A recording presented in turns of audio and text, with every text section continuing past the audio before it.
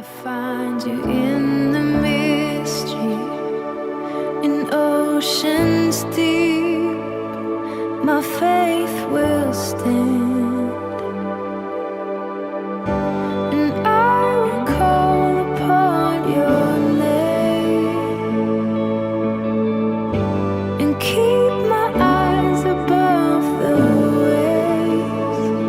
When oceans rise, my soul will rest in your embrace, for I am yours.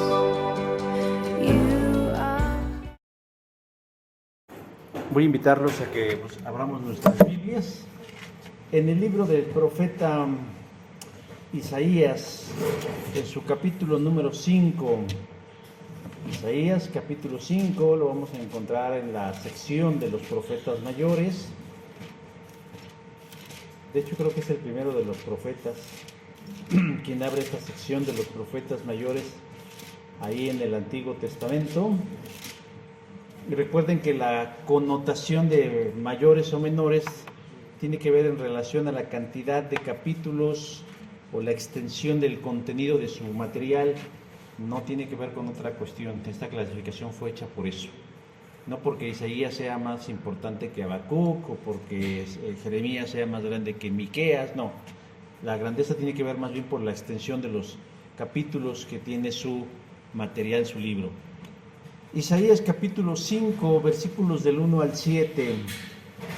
Una vez que lo tengan, les voy a nuevamente invitar que nos pongamos de pie, se pongan sobre sus pies y juntos, de manera alternada, iba a decir alternativa, pero no alternada, leamos estos 7 versículos. Es un cántico. Fíjense que de este, nada más como dato, se dice o se piensa o se cree o se afirma que el Señor Jesús, cuando habló de la parábola de la viña o de los viñadores, se basó en esta porción de Isaías 5 del 1 al 7. Yo inicio el verso 1, ustedes el 2, así nos vamos sucesivamente hasta que todos leamos el verso 7. Y dice así la palabra del Señor: Ahora cantaré por mi amado, el cantar de mi amado a su viña. Tenía mi amado una viña en una ladera fértil. La había secado y desplantado, y plantado de bienes fortificaciones. Había edificado en medio de ella una columna, y hecho también en ella un lagar, y esperaba que diese uvas, y dio uvas silvestres. Ahora pues, vecinos de Jerusalén y varones de Judá, juzgad ahora entre mí y mi viña. ¿Qué más podría hacer a mi viña que yo no haya hecho con ella? ¿Cómo mirando yo que diese uvas, ha dado uvas silvestres? Os mostraré pues ahora lo que haré yo a mi viña. Le quitaré su vallado y será consumida, aportillaré su cerca y será hollada. Ahí me quede desierta, no será podada ni cavada, que será el cargo de los chinos, y aún las nubes mandaré que no devuelvan mi ubicación de ella. Todos, ciertamente la viña de Jehová de los ejércitos es la casa de Israel, y los hombres de Judá planta deliciosa suya. Esperaba juicio, he aquí vileza, justicia, he aquí clamor. Amén y amén. Gracias, pueden tomar su lugar. El carnaval de Río de Janeiro en Brasil es uno de los más famosos del mundo y se realiza a finales de febrero y principios de marzo, con el único objetivo de disfrutar de la última semana en festejos carnales antes de que empiecen los 40 días de Cuaresma. La Cuaresma termina con la Pascua o el día de la resurrección de Cristo. Según imágenes presentadas en las diferentes redes sociales, se observaron que en este año el énfasis del Carnaval de Río de Janeiro fue a través de carrozas en forma de demonios o de diablos. Incluso circularon por ahí imágenes de un performance en donde se veía a alguien personificando a Jesucristo siendo arrastrado por el diablo. Esto naturalmente generó una gran indignación en los distintos círculos cristianos, pues amén de considerar diabólico el tema del carnaval, llegaron al exceso por blasfemos al presentar una imagen de un Jesús humillado por Satanás. Ante esto, pastores y líderes cristianos afirmaron que esto era una abierta, franca y descarada burla contra Dios. Pero casi al mismo tiempo de que circularon estas imágenes, empezaron a circular otra información, en donde se presentaron videos de una catástrofe de fuertes lluvias en Sao Paulo, en donde hubo muerte, deslave y donde 65 personas perdieron la vida. También se corrió el rumor de que el hombre que personificó a Satanás en el performance donde se ridiculizaba a Jesús había muerto calcinado en un accidente automovilístico. Nuevamente, cuando se supo esta información, esos muchos círculos cristianos afirmaron con vehemencia y apasionadamente que era juicio de Dios por haberse burlado de él. Pero, ¿qué creen? Que no todo lo que circula en internet debemos tomarlo por cierto y preciso. Primero, porque efectivamente en este año el carnaval de Río de Janeiro tuvo tintes satánicos y se llevó a cabo en la capital de Sao Paulo. Pero los deslaves que mencionaron sucedieron a 250 kilómetros del lugar donde ocurrió el carnaval, casi 4 horas de distancia. Y si hacemos uso del menor de los sentidos, que es el sentido común, tendríamos que preguntarnos ¿por qué Dios traería un juicio sobre las personas que nada tuvieron que ver con la supuesta afrenta a su nombre? ¿Por qué Dios tendría que cobrársela a 65 almas que nada tuvieron que ver? Entonces, queda descartada la afirmación que esa desgracia por esos deslaves y estas lluvias hayan sido autoría de Dios. Segundo, el famoso performance donde se ve a Jesús siendo arrastrado por el diablo no sucedió en el carnaval de este 2023, sino en el carnaval del 2019. Dirán, bueno, no importa el año en el que haya sido, al final de cuentas lo hicieron. Sí, pero tampoco creo que se vale mentir para justificar algo o para transmitir una idea que a final de cuentas es tendenciosa. No existe un solo comunicado oficial de que el hombre que se vistió de diablo en el 2019 haya muerto en un accidente de autos. Y la fotografía que mostraban de un auto calcinado en donde aparentemente había muerto este hombre no corresponde a un accidente reciente, sino a un accidente que ocurrió en una carretera en el 2018. En ocasiones, mis hermanos y hermanas, nosotros como creyentes no debemos ser tan ingenuos ni creerle a cualquiera, mucho menos en las redes sociales. Debemos ser suspicaces y tal vez algo escépticos. Pero entonces vamos a plantearnos algunas preguntas que son necesarias responder. ¿Por qué alguien se tomaría la molestia de difundir algo falso, sobre todo en el ámbito cristiano? Pues no se supone que debemos ser honorables, honestos, veraces, irreprensibles e irreprochables. ¿Cuál es la motivación? ¿Qué es lo que mueve a estas personas? ¿Qué pretenden lograr? ¿Darle a Dios una imagen de un ser vengativo, iracundo, visceral, que responde con destrucción a quien se burla de él? ¿Así es como opera el reino de los cielos? Déjeme decir que en este ámbito tenemos dos extremos. Vemos a quienes perversamente quieren inventar desgracias o se toman de algunas desgracias y lo llaman juicio de Dios, haciéndole a Dios una mala fama y haciéndolo quedar mal delante de las personas, tal vez buscando que la gente se acerque a Él más por miedo que por convencimiento.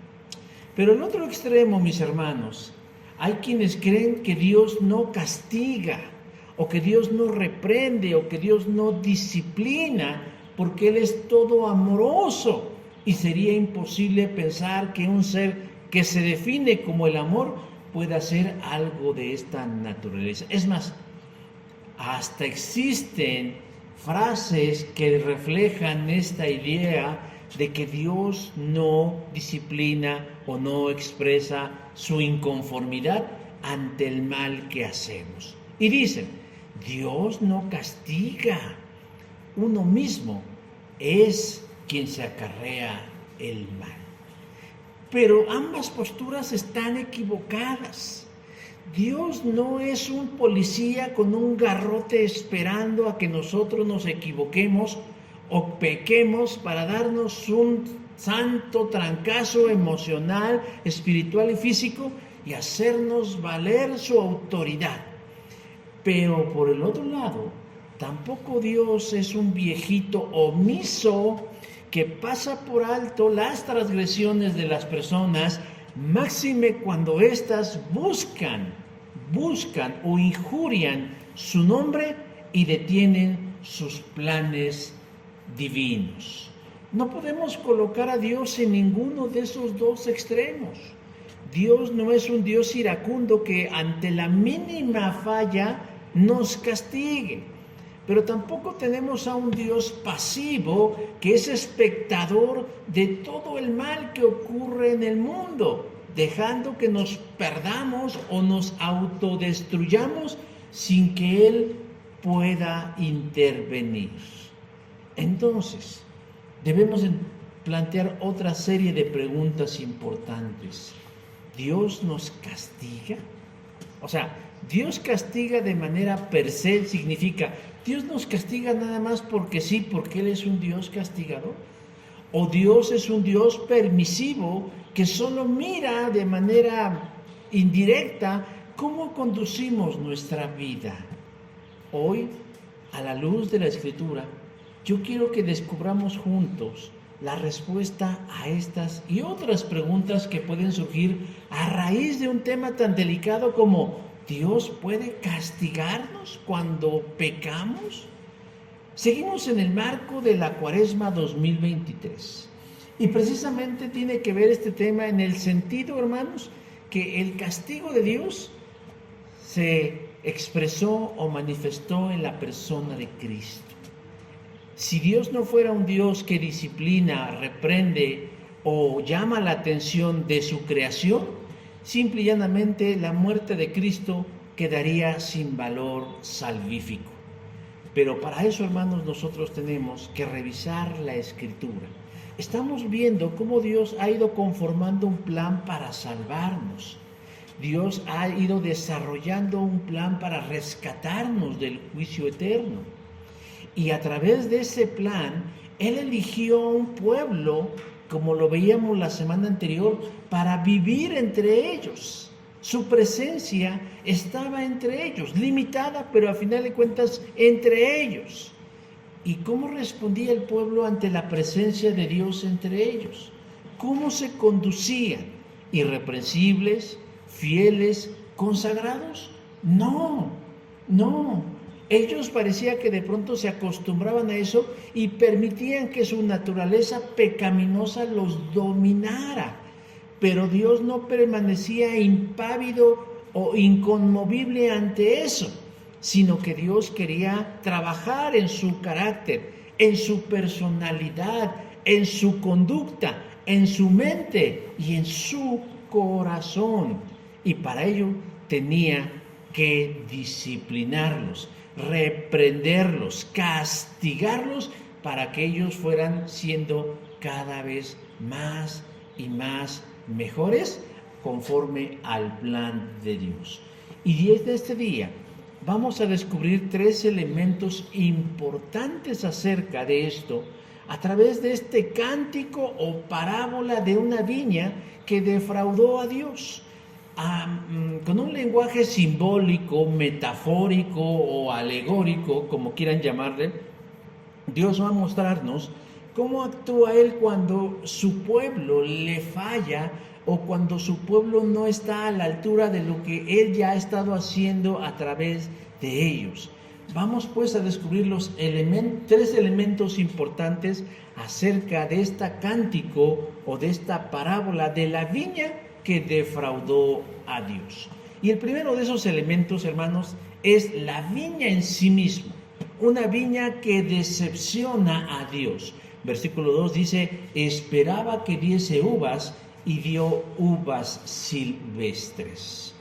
Dice Richard N. Donovan, él sugiere que este cántico de Isaías fue entonado durante la fiesta de los tabernáculos o de las cosechas, y que el profeta se paró en el medio de una plaza y empezó a entonar este canto cuyo principio resulta atrayente, y que eso llamó la atención de la gente que por ahí andaba, y que inclusive hubo quien se detuvo con sus palmas a acompañar al profeta entonando el canto.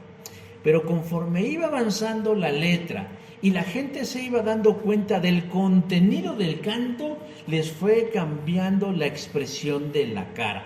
Pasaron de una sonrisa al asombro y al enojo, porque se dieron cuenta que era un balde de agua fría en donde Dios les echaba en cara lo que Él haría a causa de su pecado.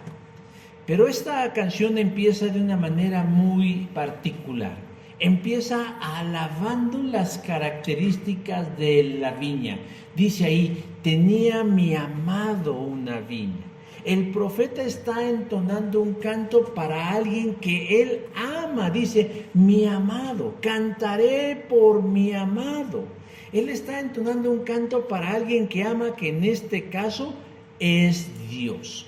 Pero también nos dice que ese amado de Isaías ama a la viña que acaba de adquirir. Cuando dice, tenía mi amado una viña, dice, amando a su viña. Entonces, esta pequeña estrofa, esta primera estrofa del canto, es una estrofa llena de amor.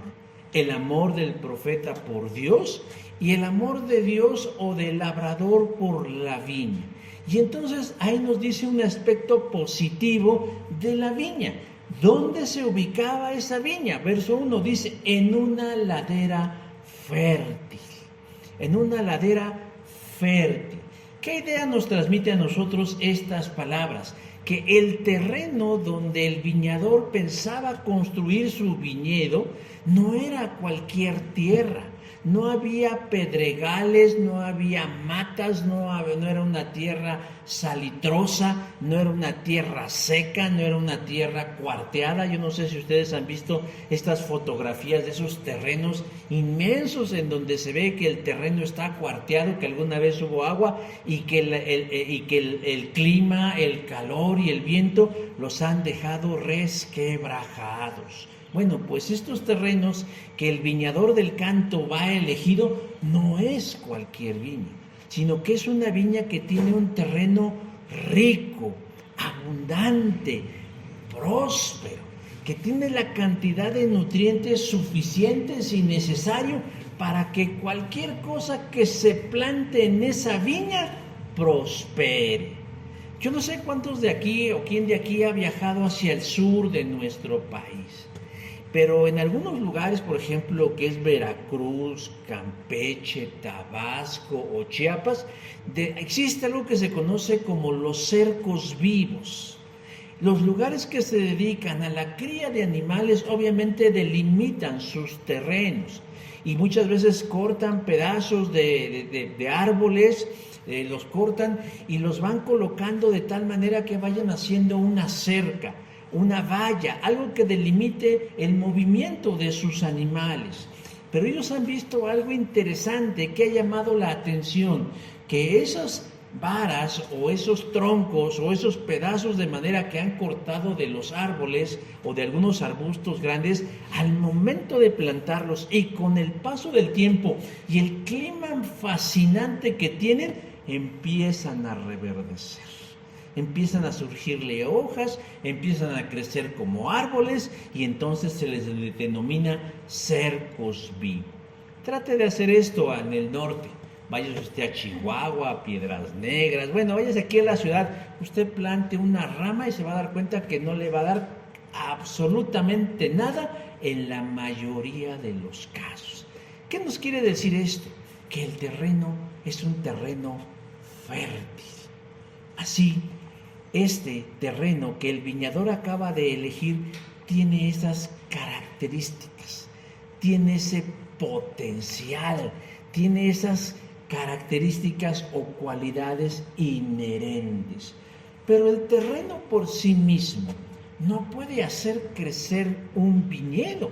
Necesita de la participación de un viñador, de un hombre o de un personaje o dueño inteligente que también haga su parte. Es decir, la sinergia entre un buen terreno y alguien que trabaje el terreno. Y entonces en el verso 2 nos empieza a hablar acerca de la labor del viñador, diciendo, la había cercado, refiriéndose al viñador, la había despedregado y plantado de vides escogidas. Es decir, escogió el terreno y no dijo, bueno, yo voy a soñar que aquí voy a tener una abundante cosecha de uvas. No, sino que él dijo, pues hay que chambearle, porque solito no van a crecer las uvas. ¿Y qué fue lo que hizo? Primero dice, la cercó, es decir, la delimitó, la identificó. Y esto nos habla mucho de querer proteger su inversión, de proteger su trabajo, de proteger sus frutos, de proteger sus bienes. La cercó. Pero más adelante nos dice que construyó en medio de ella una torre, para que en esa torre hubiera un vigilante, alguien que viera y que pudiera supervisar el crecimiento, pero también el cuidado de la viña. Dice que lo despedregó, es decir, limpió el terreno. Tendría algunas imperfecciones, tal vez le tendría que quitar algunas hierbas, lo que se conoce en el ámbito, en el argot del campesinato, pues barbechar el terreno. Si usted quiere plantar algo, no nomás eche las semillas, sino tiene que aerar la tierra, tiene que limpiarla, tiene que quitar cualquier residuo de algo que pueda impedir que la cosa salga bien, entonces hay que barbechar. Pero además nos dice que plantó ahí semillas, y no cualquier semillas, sino una semilla de alta calidad. Dice, vides escogidas. Yo no sabía, bueno, porque uno es joven o uno es niño, pero usted puede comprar semillas y hay calidades de semillas para sembrar cualquier tipo de vegetales, de legumbres o de frutas. Hay desde las más baratas o desde las más corrientes, porque en todo esto hay calidades. Y bueno, él dijo, es un buen terreno, lo voy a trabajar, le voy a invertir, pero además le voy a poner semilla de la mejor calidad. Pero no conforme con eso, él quería que su viñedo fuera lo que se conoce en el ámbito de la agronomía de ciclo completo. Ya ven que de pronto dicen, bueno, yo crío las gallinas, pero yo no empaqueto los huevos. O yo crío las vacas, pero yo no las mato para hacerlas carne. O yo siembro los jitomates, pero yo no los limpio para venderlos, ¿no? Y sin embargo hay gente que dice, no, en mi explotación tiene que ser de ciclo completo. Es decir, todo en un mismo lugar. Y él puso ahí mismo un lagar, dice ahí, y también edificó en ella un lagar. ¿Qué es un lagar? Es este lugar donde las uvas, una vez que son cosechadas, son llevadas para ser trituradas, para ser maceradas y extraer el jugo de la vid. Este es el lagar, dice, y esperaba que diese uvas y que muy buenas uvas. ¿Cuánto tiempo se llevaría? ¿Cuánto dinero se gastaría en esta empresa que iniciaba este viñador? No lo sabemos. pero muy seguramente aplicaría la máxima de que las cosas que valen la pena se llevan su tiempo. No fue una semana, no fue 24 horas, fueron varias semanas, incluso podríamos decir meses, aunado a la inversión económica, al trabajo humano y obviamente a la bendición de Dios. Pero, ¿qué creen que pasó? Después de todo esto, de emprender este gran trabajo, al final dice, y esperaba que diese uvas, porque es obvio, ¿verdad? ¿Y qué dio? Dice, y dio uvas silvestres. Otra palabra que nos puede dar una idea más clara es que en lugar de dar uvas dulces, ricas, grandes, jugosas, sabrosas, así como para una fotografía y subirla al Instagram y presumirla, a unas simples uvitas ahí todas pachichis, feas, descoloridas, pero sobre todo al gusto amargas, no insípidas, amargas, feas, que dicen guácala, y no una, sino probaron la otra, y probaban del otro lotre, y del otro cerco, y al final dice, y dieron uvas silvestres. Obviamente esta es una alegoría, o una parábola, o un canto, o como queramos llamarle, pero de lo que está hablando realmente el profeta está hablando de Dios y de su pueblo. Dios eligió un pueblo. Dios pudo haber elegido a cualquier pueblo, porque tenía de dónde escoger. Pero Dios eligió, por alguna razón y por algún motivo, al pueblo de Israel. ¿Qué vio en ellos? Algo. No podemos decir que no tenía ninguna cualidad, porque algo tenía. Porque a la luz del canto de la parábola dice que era un terreno fértil. Muy probablemente Él vio en el corazón del pueblo de Israel una posibilidad, una alternativa. Vio una potencia en ellos que dijo, caray, si le trabajo a este pueblo, puede llegar a ser el instrumento idóneo para que yo cumpla mi plan de salvación a todas las personas. Hay gente que se dedica a buscar talentos, talento en el canto, talento en la pintura, talento en los deportes, talento en muchos lugares. Hay gente que decimos, wow, este tipo tiene talento, tiene gracia, tiene carisma.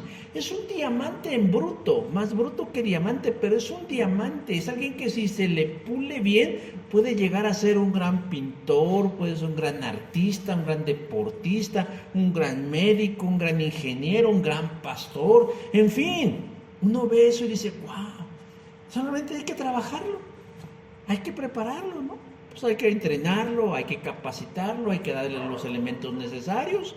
O sea, hay que darle de comer porque a lo mejor está muy flaco, está muy flaca, no lo sé.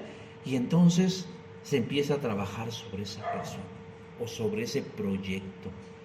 Pero qué decepcionante debe ser que después de hacer semejante inversión, dar tanto trabajo, a final de cuentas, el resultado que se coseche no sea el esperado. En lugar de dar uvas ricas, dulces, grandes, abundantes, lo que dice ahí sea uvas que crecieron amargas, uvas que no sirven para lo que yo quería que sirvieran. Dios escogió un pueblo, Dios escogió una nación, vio en ellos algo, algún talento, alguna cualidad, algún mérito, alguna virtud. Tal vez cuando vio a Abraham, que es el padre de esa nación, no vio al ser más perfecto, pero vio a un hombre que le creía y entonces dijo, en este yo puedo construir una gran nación para que a través de él sean benditas todas las naciones de la tierra. Qué frustración tan grande debió experimentar luego de haber invertido, trabajado, dado, provisto, para que al final de esa tierra, de ese pueblo, de ese proyecto, diera lo peor de sí. Y esto me recuerda a un hecho importante. Cuando Jesús baja del monte de la transfiguración junto con Jacobo, Juan y Pedro, y de pronto se encuentra con un hombre que había llevado a su hijo endemoniado con sus demás discípulos para que lo ayudaran y no pudieron. Y Jesús, en lugar de pasar por alto el hecho, se molestó, manifestando su inconformidad y su desilusión, diciendo: oh generación incrédula y perversa, ¿hasta cuándo he de estar con vosotros? ¿Hasta cuándo os he de soportar? Mateo 17, versículo 7. Pues yo creo que si hablamos en un aspecto emocional, Dios siente lo mismo luego de ver que su pueblo, a quien Él eligió con sumo cuidado, porque no se echó un volado, no fue el de Tin Marín de Dopingüe, sino que yo creo que se llevó su tiempo para elegir y a final de cuentas le salgan con su batea de baba de que en lugar de dar buenos frutos, dieron frutos amargos que lo defraudaron totalmente. Yo creo que todos en algún momento de la vida hemos sentido esto que se llama frustración, que nos hemos hecho a la idea de que ese proyecto, de que ese encuentro, de que esa actividad, de que esa persona va a salir bien y le ponemos el alma, el corazón y la mente y al final resulta en un gran fracaso. Qué gran desilusión para el corazón y para la vida. Y digo, pues al final de cuentas no hubiéramos hecho nada. No, que perdimos tiempo, perdimos dinero y perdimos esfuerzo. Esta es la primera parte del cántico. La segunda parte del cántico, hermanos, es que las cosas no se quedan ahí. Bajo la óptica de aquellos de que no, Dios no castiga, uno mismo es el que se echa la soga al pescuezo. No, seguimos viendo que Dios dice, pues vamos a juzgar a la viña, ¿no? Versículo 4 dice, juzguen ahora entre mí y la viña. El hermano Felipe no me dejará mentir. Él no es fan, es un apasionado de los deportes del fútbol. ¿Y qué pasa cuando el equipo pierde? ¿En qué piensan los directivos y en qué piensan los familiares cuando un equipo deportivo pierde o fracasa? ¿De quién es la culpa? Muchos dicen, pues de los jugadores. Sí, porque ellos son la parte, ¿cómo se puede decir? Pues la parte física o la parte operativa del partido. Pero inmediatamente dicen, no, la culpa es del director técnico. No los entrenó bien. Ajá. Él es el responsable. Cuando un equipo de trabajo falla, generalmente en lo que se piensa no es en deshacerse del equipo de trabajo, sino es deshacerse del que está al frente, de la cabeza del equipo de trabajo diciendo no funciona, del entrenador, del director, del maestro, del supervisor, y en esto en todas las áreas de la vida. La primera cabeza que tiene que rodar cuando algo fracasa de esta manera es la cabeza. A este punto del cántico de Isaías, ya no es la voz del profeta la que se oye, es decir, ya no es el profeta cantando lo que él siente, sino la voz de Dios en labios del profeta. Y ya no es algo alegórico, sino una mezcla entre metáfora y realidad para ir asentando la idea de que quien están hablando es del pueblo de Dios. Y quienes están escuchando el canto se van dando cuenta como de, caray, está hablando de nosotros. Entonces Dios dice, vecinos de Jerusalén, varones de Judá, juzguen ahora entre mí y mi viña. O sea, como muy democrático Dios, pero no tanto porque les conceda a ellos un tipo de autoridad o de poder, sino realmente los lleva a la reflexión activa. A ver, pónganse a pensar, ¿de quién es la culpa? ¿De quién es la culpa? ¿De quién es la culpa? De que en lugar de cosechar uvas dignas, cosechamos pura basura. ¿De quién es el fracaso? Decíamos, en la lógica y en la óptica humana diríamos, pues del viñador, ¿no? eligió mal el terreno, no despedregó bien los territorios, no vigiló adecuadamente, posiblemente por ahí se le metió una plaga, a lo mejor un ladrón, a lo mejor entraron unas vacas y las pisaron, no sé, uno podría ponerse a pensar, pero todo sería culpa del viñador. En este caso no es así, no es así. En este caso no es el que operaba la acción, sino la viña. Porque entonces plantea una pregunta de forma retórica diciendo, ¿qué más podía hacer a mi viña que yo no haya hecho por ella? Versículo 4. En otras palabras, hice todo lo que estuvo de mi parte para que esa viña, para que el potencial de esa viña saliera y se manifestara, pero no fue así. ¿A qué se refiere el pasaje cuando dice que dio frutos que lo decepcionaron? Bueno, rápidamente, para no perdernos. Decía yo que Dios eligió al pueblo de Israel, pero cuando lo eligió Dios, todavía no existía el pueblo, sino que Él tuvo una visión del futuro, porque Dios es el mismo ayer, hoy y por siempre. Cuando Él eligió a Abraham, decía yo hace un rato, Él vio en Abraham algo. No era un hombre perfecto, es más, le gustaba esconder a su esposa, negarla, ¿verdad? Le gustaba decir, no, es mi hermana, y luego problemones en los que se metía por andar negando a la esposa, ya se la querían bajar. No era un hombre perfecto, es más, era un hombre que practicaba el paganismo, la idolatría, venía de un pueblo con esas características. Pero Dios vio en el corazón y en la mente de Abraham la semilla de la fe, y vio que si él obraba en la vida de este hombre, podía llegar a hacer grandes cosas, y por eso no se avergonzó en hacerse amigo de Abraham. Y a través de Abraham nosotros sabemos que surgieron su descendencia. Dios fue vigilando su descendencia, Abraham, Isaac y Jacob, que después se llamaría Israel. Israel es el padre de las 12 tribus. Pero conforme se iba desarrollando el plan de Dios y se iban añadiendo o iban surgiendo otras personas, es decir, el pueblo iba creciendo o se iba conformando como pueblo, las cosas se iban complicando. Porque no es lo mismo guiar a uno que guiar a 3. Y no es lo mismo guiar a 3 que guiar a 12. Y no es lo mismo guiar a 12 que guiar a 745. Y no es lo mismo guiar a 745 a miles de personas.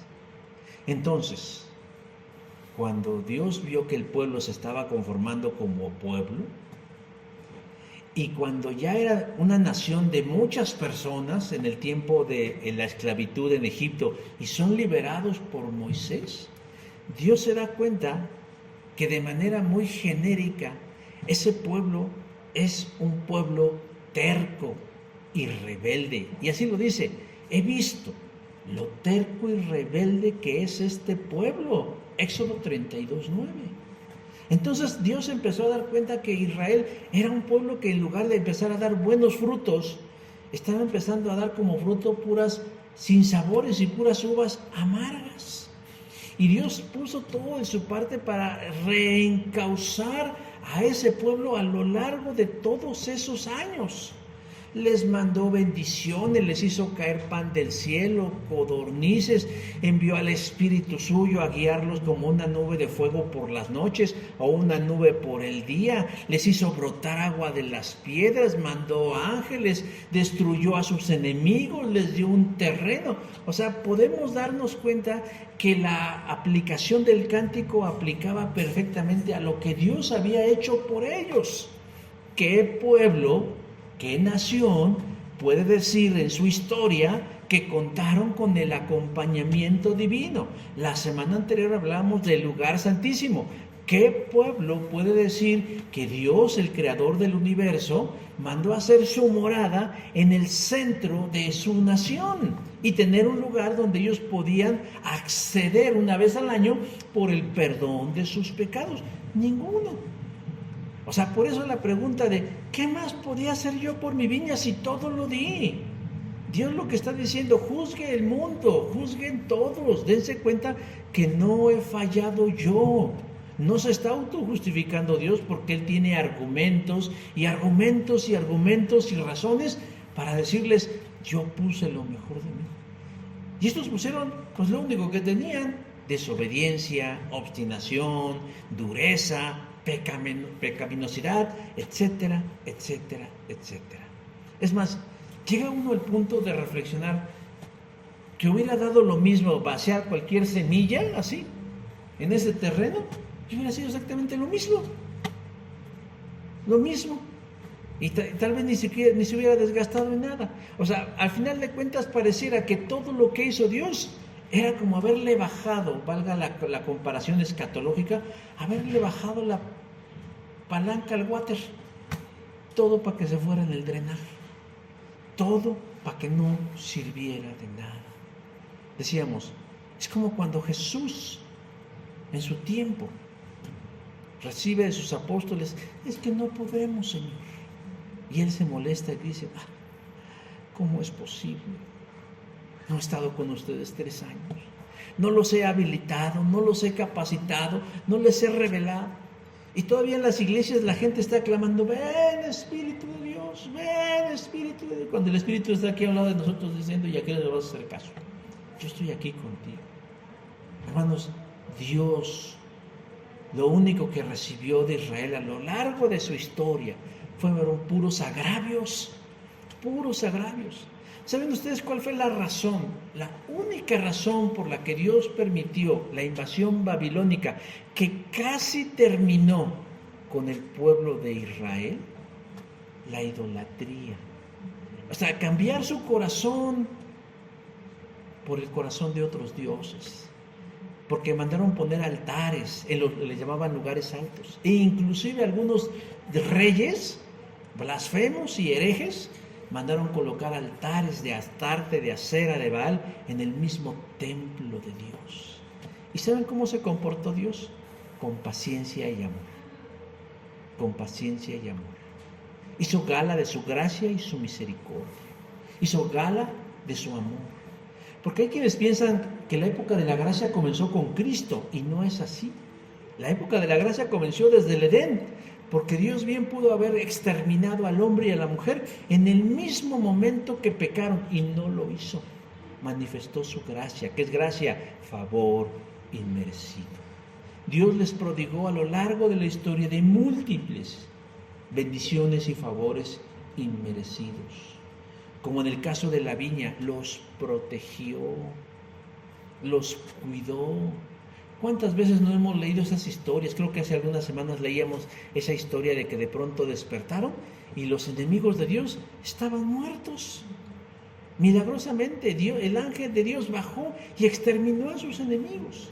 ¿Cuántas veces Dios no confundió a los enemigos de Dios para que se mataran entre ellos y no atacaran al pueblo de Dios?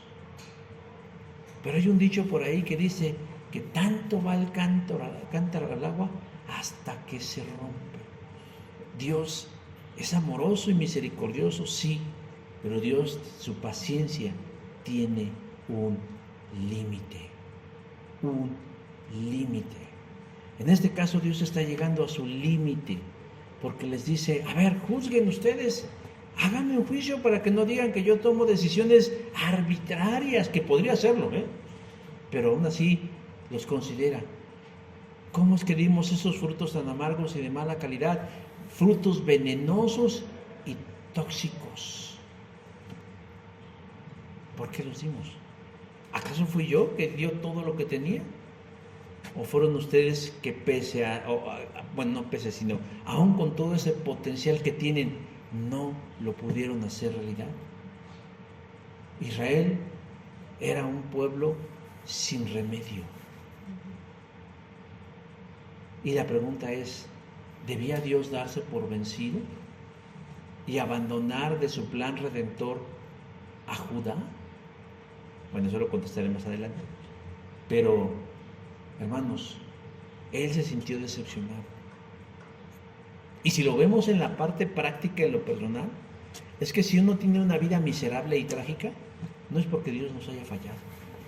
Si nosotros andamos arrastrando la cobija, no es porque Dios no nos haya dado, sino porque nosotros tenemos un mal corazón.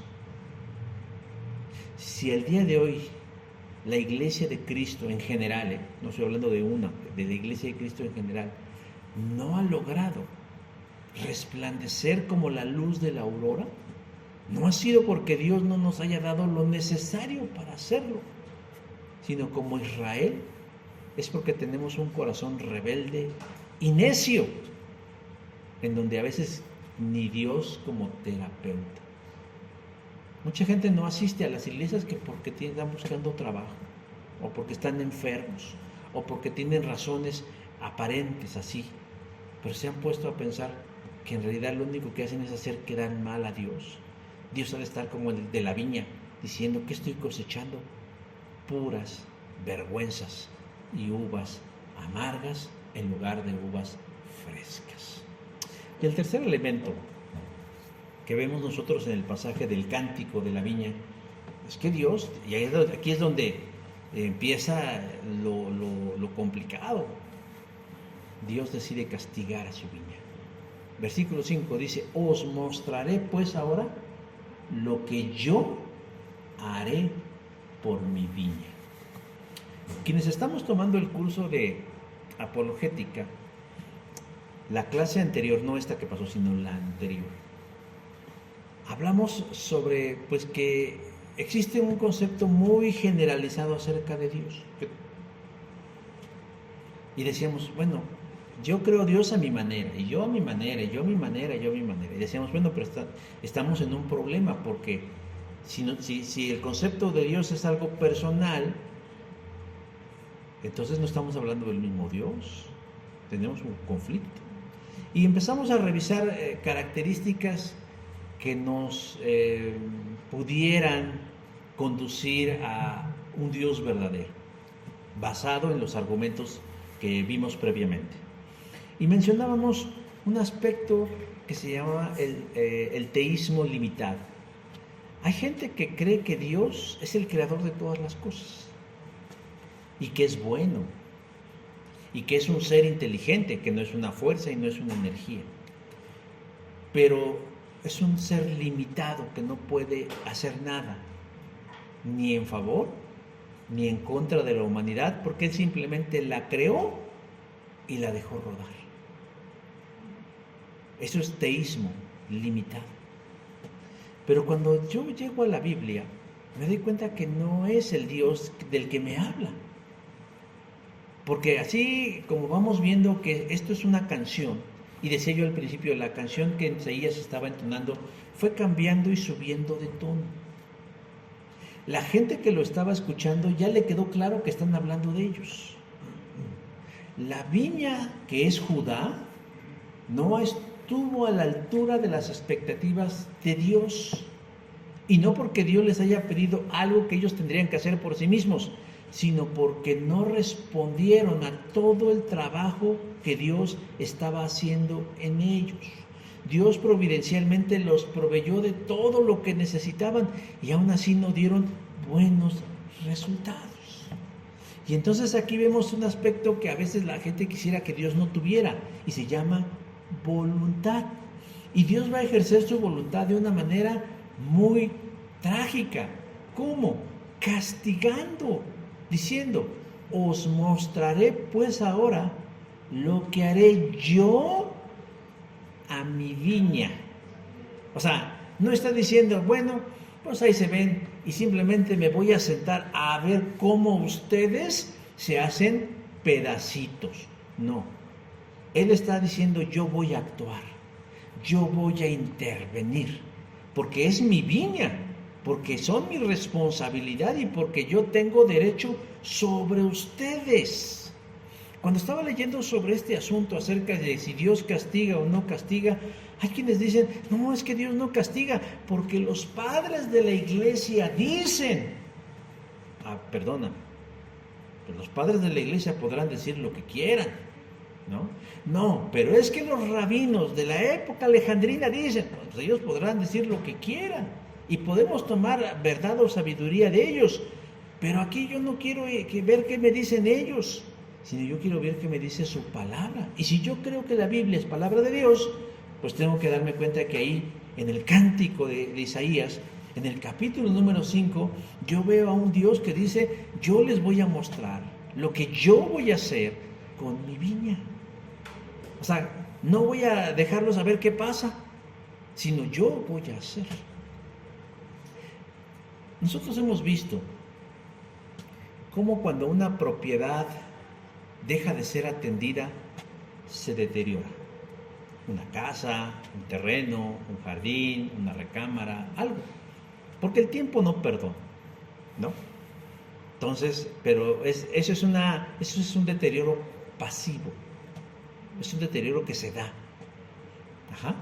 En este caso Dios no estaba pensando en eso cuando hablaba de reprender o disciplinar o de castigar inclusive a la viña. Porque la palabra castigo a muchos ya les resulta incómoda, molesta, no es actual. Es más, dicen, la palabra y el concepto de castigo es un anacronismo. Un anacronismo es un concepto que se considera fuera de tiempo. Ya no es de nuestros tiempos el castigo. Entonces, como ya no es de nuestros tiempos, como es del siglo XVIII para atrás, y nosotros ya somos del siglo XXI, eso ya no debe aplicar, pero no es así. Hay cosas que no pierden vigencia, y esto no pierde vigencia. ¿Qué iba a hacer Dios? ¿Dejar que el tiempo y el abandono hicieran su trabajo en la viña? No. Dice versículo 5, derribaré su torre, y será para despojo. Abriré brecha en su cerco, y será pisoteada. ¿Qué es lo primero que iba a hacer? Iba a quitar las medidas de protección. Así como habló en una alegoría, dijo, bueno, quitaré todo tipo de protección. De tal manera que ahora los ladrones o los animales silvestres o domésticos podrán pasar por la viña como si fuera paso, como si fuera transbordo del metro, donde iba a pasar cualquiera y a cualquier hora iban a hacer lo que se les pegara la gana. O sea, activamente él iba a hacer, deliberadamente él iba a hacer eso. Él había provisto protección, estructura y cuidado, y ahora dicen, pues se las voy a quitar. Ahora, ¿en qué palabras de la realidad se refiere esto? Que cualquier pueblo y cualquier enemigo de Judá que lo pudiera amenazar, ya no iban a contar con la protección de Dios. Al contrario, podrían atacarla, invadirla y destruirla si querían, porque Dios ya no estaba con ellos, ya no los iba a cuidar. Isaías le está profetizando algo que sucedería en los próximos 100 años, si no cambiaban, porque ese era el propósito de la profecía. No era simplemente asustarlos con el petate del muerto, sino invitarlos a cambiar. Cambien. Pero Isaías les está hablando de no cambiar. En 100 años vendrá Babilonia, sitiará Jerusalén, la tomará, la destruirá y tomará prisioneros a los gobernantes y a los príncipes y dejará en ruinas a Jerusalén. ¿Y todo por qué? Porque Dios es un ser iracundo que castiga a sus criaturas nada más porque se le antoja. No, sino porque llegaron al límite de su pecado diciendo, no, yo les di todo y ustedes únicamente lo tiran por la basura, no lo valoran, no lo aprecian, ya no se los voy a dar. ¿Qué sería? Dice, eso solamente sería el comienzo del castigo. Porque en el verso 6 dice, haré que quede desierta, no será podada ni cavada, y crecerá el cardo y los espinos. O sea, una vez que quitara la protección y cualquiera pudiera pasar, ahí va a ser un desastre. Miren, cuando lleguen al libro de las Lamentaciones, que fue escrito por el profeta Jeremías, ahí va a quedar de manifiesto el espíritu de un hombre como Jeremías, que caminaba entre las calles de Jerusalén y podía ver todo destruido, todo acabado. Todo lo que era riqueza y prosperidad por causa de Dios, ahora es vergüenza para las naciones. Es más, cuando empezamos a leer el libro de Nehemías, y Nehemías se entera de la condición del país luego de 70 años de estar prisioneros en Babilonia, él dice que su corazón se desgarra de dolor cuando se da cuenta de la grave destrucción que ha ocurrido en su país. Y no digamos cuando llegó y miró todo aquello hecho un muladar, diciendo lo que en otrora tiempo era una ciudad vistosa y maravillosa. La ciudad de Dios ahora es un muros derribados, palacios saqueados, templo destruido durante 70 años. Pero Dios se los está advirtiendo. Dios se los está advirtiendo.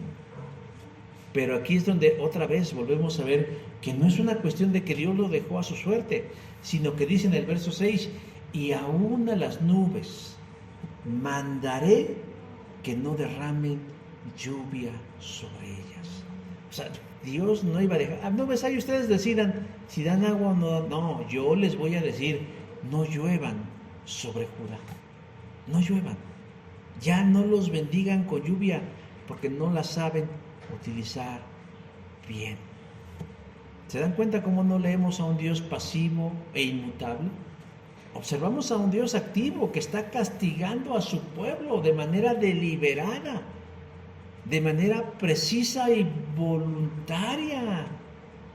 Ahora, tenemos que definir bien que castigo no es destrucción per se, es decir, castigar por castigar, destruir por destruir, dañar por dañar. Primero, hay una causa que lo genera. Y segundo, hay un propósito que se quiere alcanzar. Porque el castigo lleva un propósito, que es educar, mostrándole a alguien que lo que está haciendo está mal. Los que somos padres sabemos que a veces, aunque nos duela, tenemos que castigar. Cuando notamos que en nuestros hijos, en nuestra prole, las cosas no están yéndose por el camino correcto, ¿qué es lo que hacemos? ¿Mirar cómo se autodestruyen? No, tenemos que castigar cuando todavía se es propicio hacerlo, para quitar de nuestros hijos pues una conducta perniciosa que a ellos les hará daño en el futuro.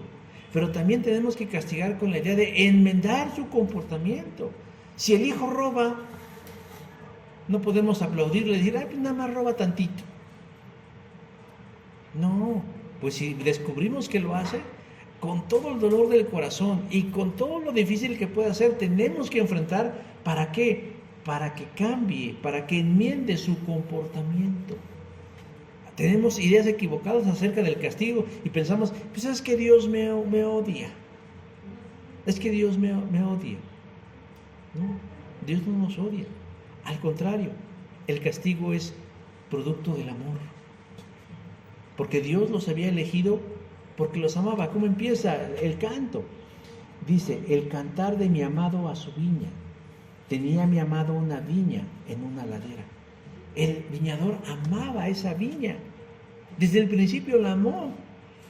Y porque le importa, no la puede dejar simplemente a que se pierda, sino quiere todavía rescatar algo en eso, a través de una lección muy dura, muy, muy dura. Estaba viendo una película que se llama El Rey. Y narra la vida de dos tenistas. Me acuerdo más de una que se llama Serena, se apellida Williams. No recuerdo cómo se llama su hermana, pero ¿Venus? ¿Venustiana? No, Venus Williams y Serena Williams. Hay una escena que me llama la atención porque la verdad es que si esa era la idea, el personaje que interpreta a Will Smith, que es el del papá de ellas, a mí en lo personal me cayó mal. O sea, era un personaje que cae mal así. ¿Qué tipo? No van ganando unos sapos. Pero bueno, pero tiene una escena muy dura, en donde una de sus hijas, no recuerdo si fue Venus o fue Serena, le gana a una tenista, todavía al principio de su carrera, en un entrenamiento gana. Y él tenía puras hijas, y tenía una camioneta, y echaba a todas sus hijas en la camioneta y venía con la esposa y todo. Y en esa ocasión que una de sus hijas, de Serena o Venus, ganó, venían en la camioneta y ellas se venían burlando de la que había perdido. Venían haciendo mofa, diciendo, ay, ¿viste cómo perdió? ¿Y cómo se vio? ¿Y la humillaste? Y sobre todo porque en ese tiempo todavía era muy marcado, bueno, todavía hay, pero más marcado el racismo a la persona que le había ganado era una mujer blanca. Entonces ellas se sentían así como, bueno, para que vean que los negros tenemos sabor y que tenemos candela. Y venían así festejando y la mamá también les aplaudía ahí.